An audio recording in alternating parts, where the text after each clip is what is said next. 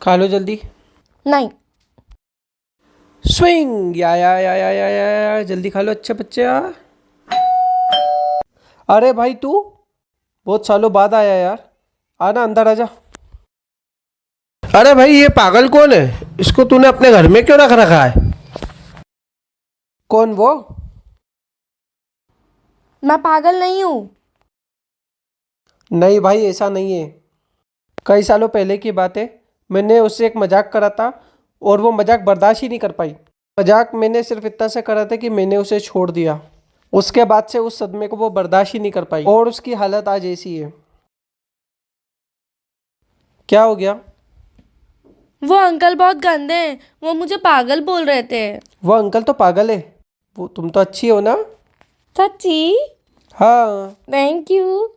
मेरी दादी, ये इसकी दादी से कितना प्यार करती है। मेरे पास तो आती ही नहीं है, बस दिन भर दादी दादी दादी दादी करती है। चल मेरे मेरी साथ। दादी पास रहना है।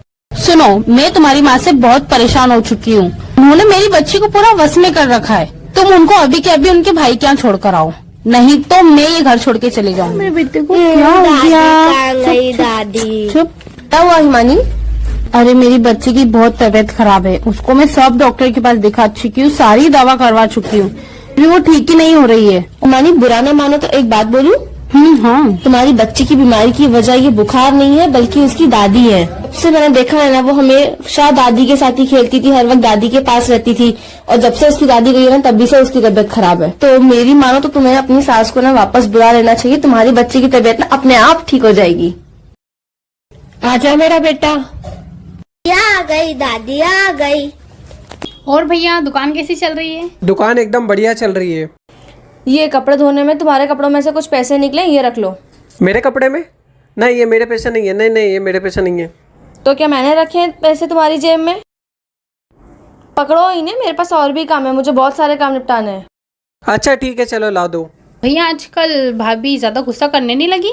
इनके तेवर जरा मुझे ठीक नहीं लग रहे हैं। ये नौकरी करती हैं तो इसका ये मतलब थोड़ी ना कि आपको दबाएंगी। अरे मानी तुम गलत समझ रही हो, ऐसा कुछ नहीं है। तुम्हें ऐसा लगता है कि महक मुझ पे गुस्सा कर रही है, मुझे दबाने की कोशिश कर रही है, पर जिस दुकान की तुम बात कर रही हो ना, वो दुकान भी मुझे महक ने ही खुलवाई है।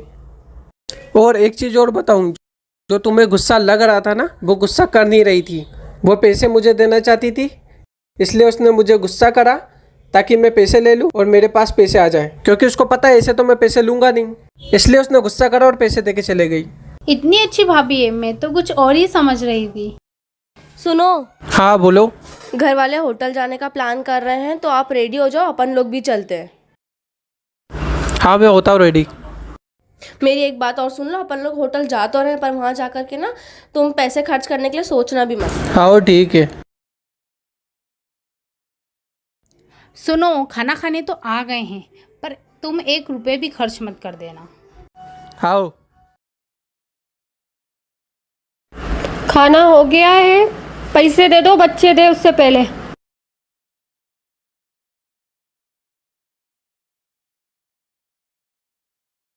आज हम दोनों भाई को तुम दोनों की वजह से इतनी शर्मिंदगी हो रही है, क्योंकि है ना हम लोगों ने इतना पैसा कमाया वो किसी काम का ही नहीं है, हमें तुमसे पूछ कर खर्चा करना पड़ता है। वही हमारे माँ बाप है जो हमारे से बिना पूछा हमारे लिए खर्चा कर देते हैं। इतना बुरा लग रहा था जब वो पैसे दे रहे थे और हम सोच रहे थे पैसे देने ही कि नहीं देने। क्यों मम्मी क्या है ये? आजकल ऑनलाइन साड़ियाँ मंगा रहे हो, ऐसी चमक धमक वाली? अरे तुम्हारी उम्र हो गई है और तुम ऐसी नई नई साड़ियाँ मंगा रही हो। अरे बेटा मेरी बात तो सुन। मेरे को कुछ नहीं सुनना, ऐसे अगली बार से कोई खर्चा मत करना, मुझे किसी भी खर्चे की ज़रूरत नहीं है। मैं इसलिए नहीं कमाता कि मैं आपके ऐसे खर्चे उठाते रहो फुकट के। हेलो। हेलो गौरव। हाँ बोलो। साड़ी पार्सल आ गई क्या? हाँ साड़ी तो आ गई है। अरे वो मम्मी ने ना मेरे को उनके पैसों से साड़ी दिलाई थी, उन्होंने कहा था कि अच्छा। मेरी तरफ से साड़ी ले लेना, तो इसलिए मैंने वो ऑर्डर करी थी। मैं बाद में कॉल करता हूँ। मुझे माफ़ कर देना, मैंने गलत समझा, मुझे नहीं पता था कि ये साड़ी आपने आपके बहू के लिए मंगाई है।